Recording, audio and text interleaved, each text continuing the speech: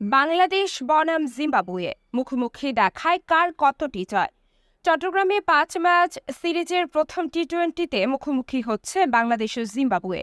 জহুর আহমেদ চৌধুরী স্টেডিয়ামে শুক্রবার ৩রা মে সন্ধ্যা ৬টায় খেলতে নামবে দুদল। তার আগে চলুন দেখে নেওয়া যাক মুখোমুখি দেখায় কার জয় কতটি। টি-20তে বাংলাদেশ যৌথভাবে সবচেয়ে বেশি ম্যাচ খেলেছে জিম্বাবুয়ের বিপক্ষে। ২০০৬ সাল থেকে এখন পর্যন্ত দুদল মুখোমুখি হয়েছে ২০টি ম্যাচে।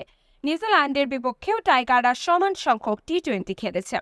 জিম্বাবুয়ে ও বাংলাদেশ ৭টি দ্বিপক্ষীয় সিরিজে মুখোমুখি হয়েছে, যেখানে লাল সবুজের প্রতিনিধিরা জিতেছে ৩বার, জিম্বাবুয়ে ১বার। ৩টি সিরিজ ড্র হয়েছে। টি-20তে জয়ের হিসাবে জিম্বাবুয়ের চেয়ে এগিয়ে বাংলাদেশ। ২০ ম্যাচের মধ্যে ১৩টিতেই টাইগারদের পক্ষে গিয়েছে শেষ হাসি।